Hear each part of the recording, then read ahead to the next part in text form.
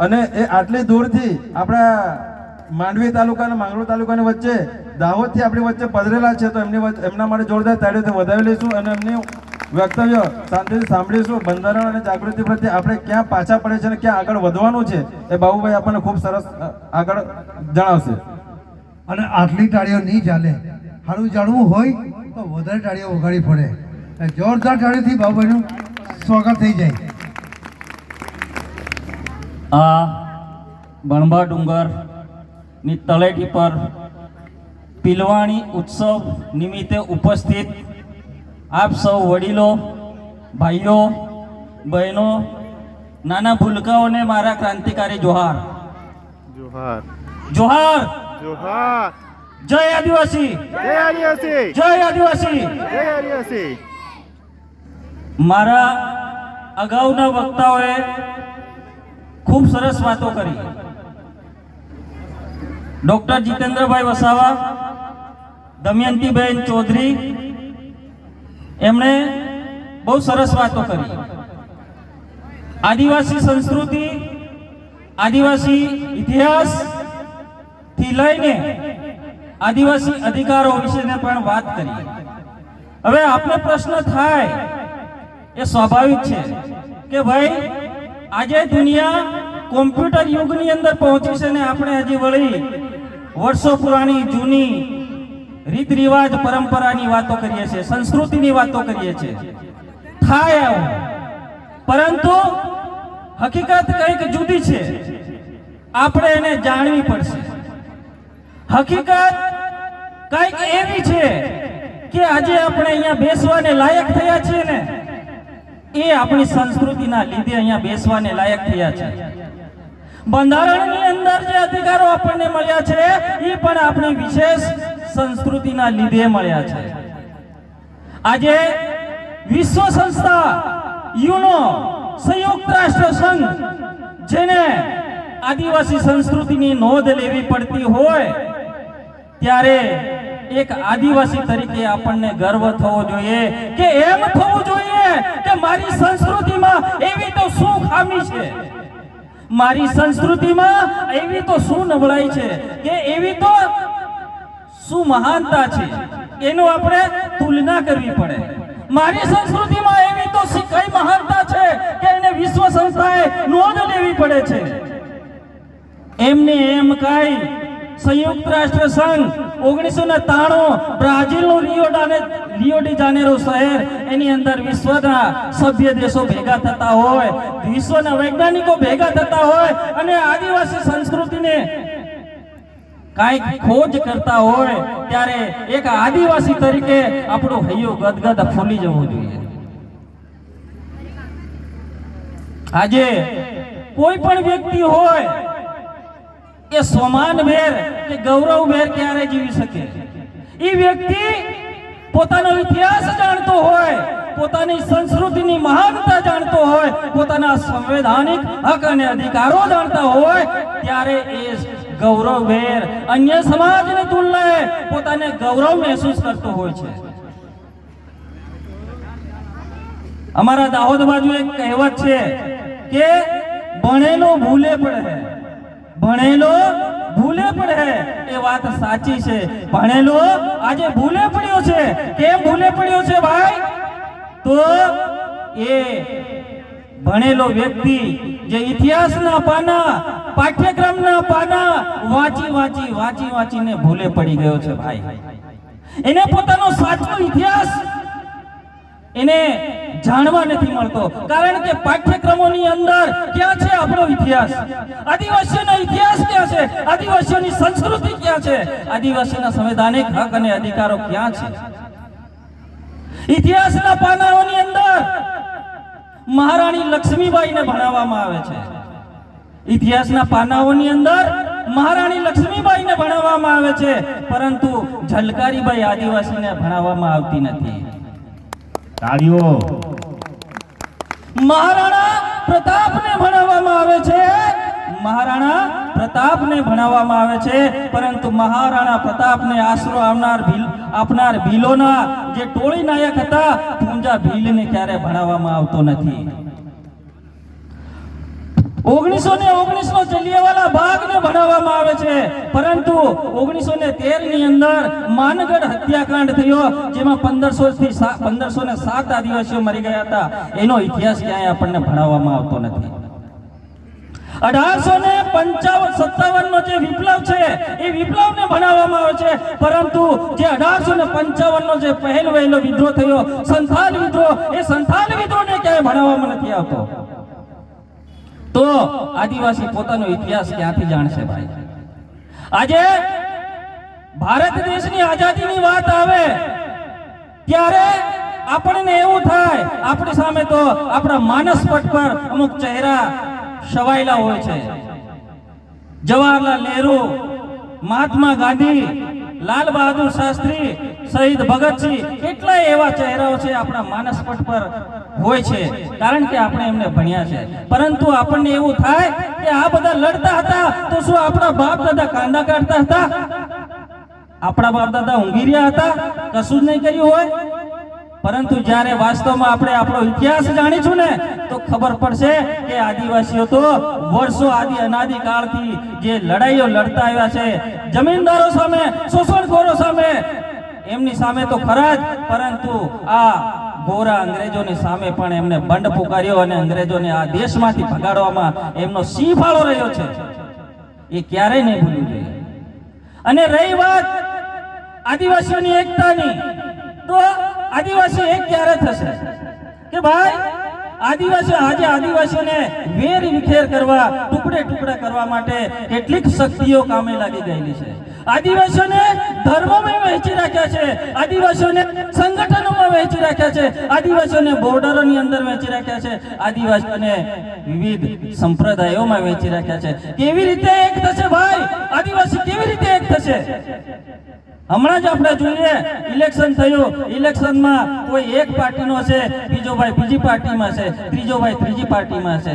એક ભાઈ એક આપણે જોયું કે આ જ્યારે રાજકારણ આવતું હોય ત્યારે આપણે બધે ટુકડે ટુકડા વહેંચાઈ ગયેલા હોય. આદિવાસીઓ સંગઠનોમાં વહેંચાયેલા હોય છે.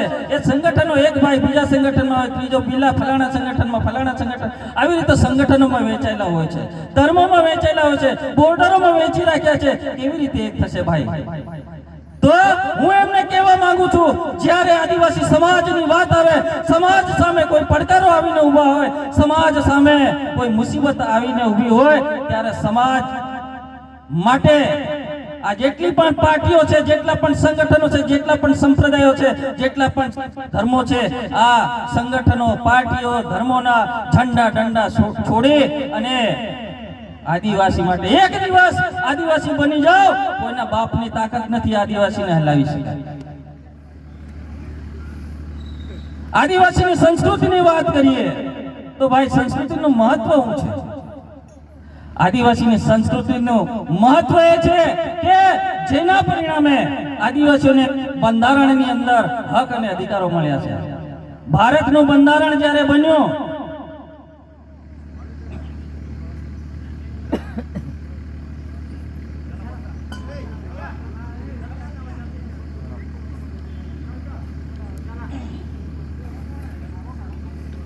ડોક્ટર જીતેન્દ્ર વસાવા સાહેબે જે સંસ્કૃતિની વાત કરી હતી અને એક શબ્દ એ હતો કે ભાઈ પંચ.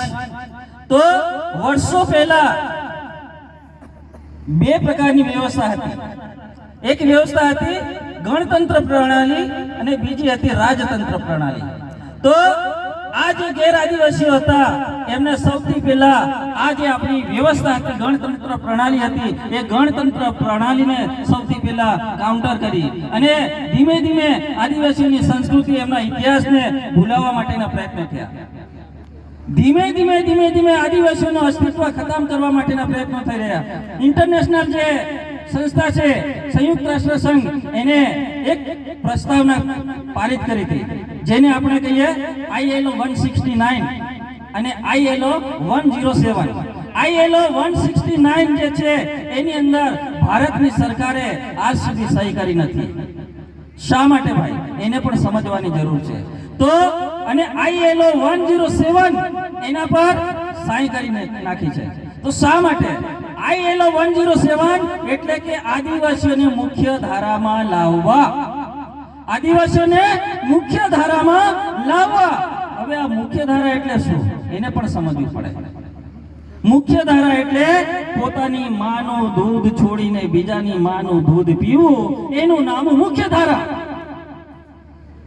અને ILO 169 એની અંદર કે આદિવાસીઓના જે સંસ્કૃતિ છે, રીત છે, રિવાજ છે, પરંપરા છે, રૂઢી છે, એને જાળવણી માટે વિશ્વ સંસ્થાએ વિશ્વના સભ્ય દેશોને ફરજ પાડી અને આદિવાસીઓની રીત, આદિવાસીઓના રિવાજ, પરંપરા, માન્યતાઓ આની જાળવણી માટે દરેક સરકારોને ફરજ પાડવામાં આવી. પરંતુ ભારતનું જે પ્રતિનિધિ મંડળ, ભારતનું ગૃહ મંત્રાલય એમ કે છે કે ભારતની અંદર કોઈ આદિવાસી રહેતો નથી. વિચાર કરો ભાઈ, આપણે કોણ? આપણે તો વેચાઈ ગયા. કોઈ કે હું ભીલ છું, કોઈ કે હું પટેલિયા છું, કોઈ બારેલા છે, કોઈ ભીલાલા છે, કોઈ કોરકુ છે, કોઈ હો છે, કોઈ મુંડા છે, કોઈ ચૌધરી છે, કોઈ વસાવા છે. પરંતુ એમ કેમ નથી કહેતા ભાઈ હું એક આદિવાસી છું? સૌથી પહેલા હું એક આદિવાસી છું. આ વાત જ્યારે દરેકના માનસપટ પર આવશે ત્યારે આદિવાસી સમાજ ગૌરવ લેતો થઈ જશે. ભારતના બંધારણની અંદર આર્ટિકલ 13(3)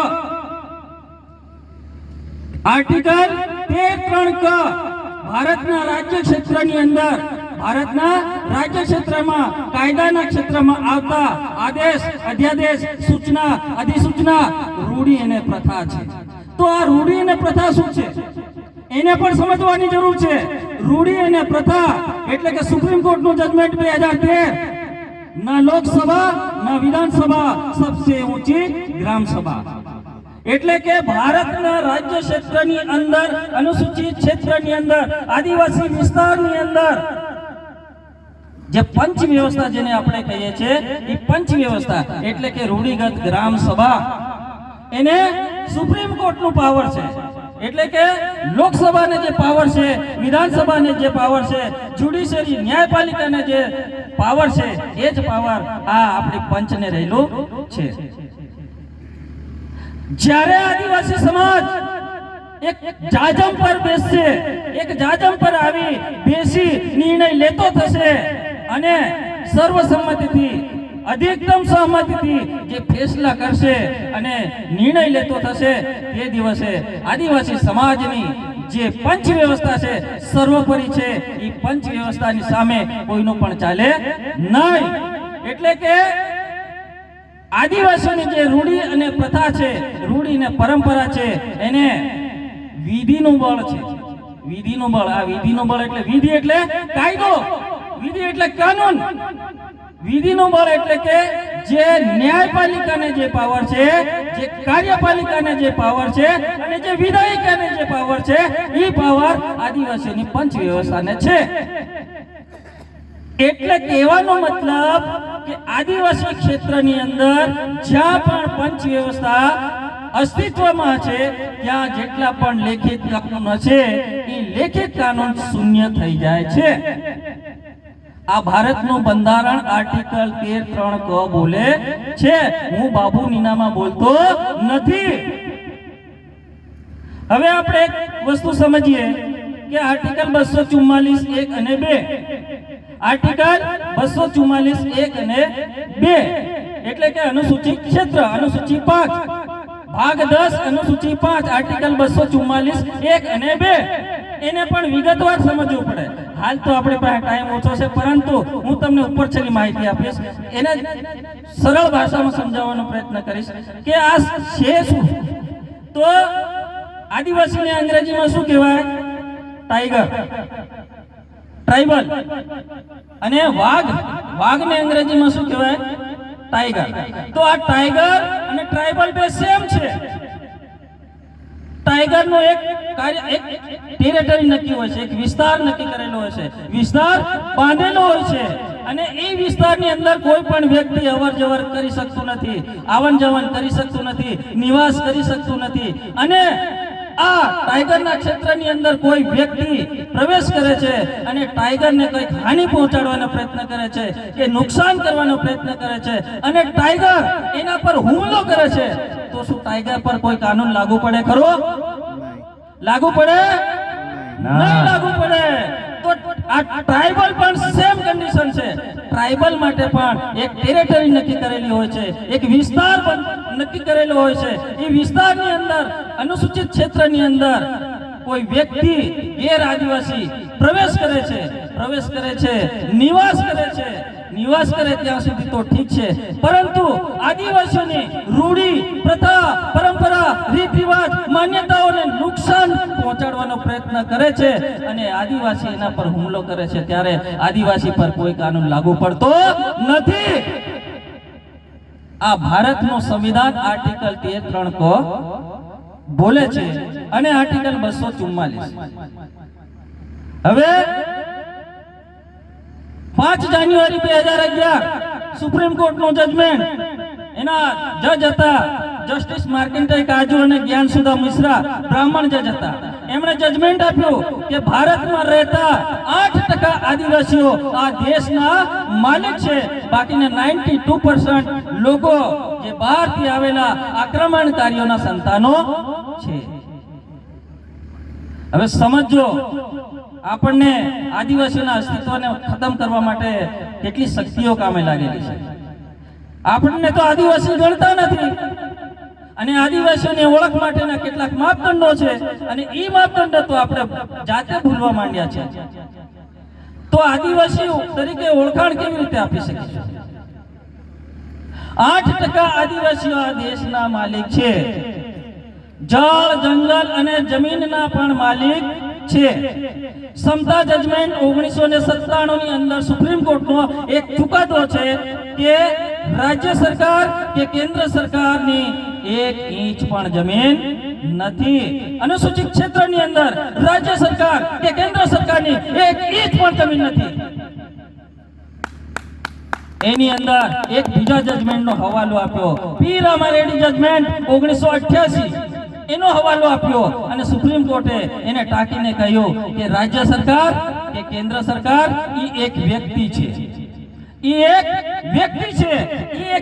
છે, તો એ આદિવાસી હોવી જોઈએ.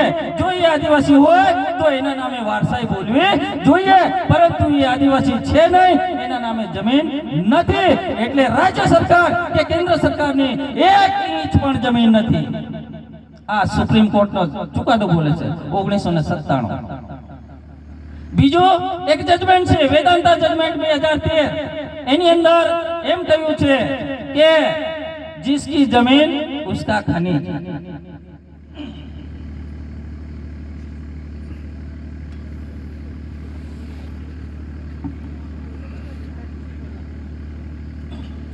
जिसकी जमीन उसका खनिज. तो अनुसूचित विस्ताરની અંદર 1997 સમતા જજમેન્ટ, તો આ દેશની અંદર અનુસૂચિત ક્ષેત્રની અંદર જમીનના માલિક, જળ, જંગલ અને જમીનના માલિક આદિવાસીઓ છે. તો આદિવાસીઓની જમીન પર જે પણ ખનિજ છે, સોનું હોય, ચાંદી હોય, જસત હોય, પિત્તળ હોય, માટી હોય, લાકડું હોય, જળ હોય અને કેટલાય ખનિજો હોય, તો એનો માલિક કોણ હોવો જોઈએ? એ જમીનનો માલિક હોવો જોઈએ કે નહીં હોવો જોઈએ? એનો માલિક એ આદિવાસી છે. પરંતુ આપણે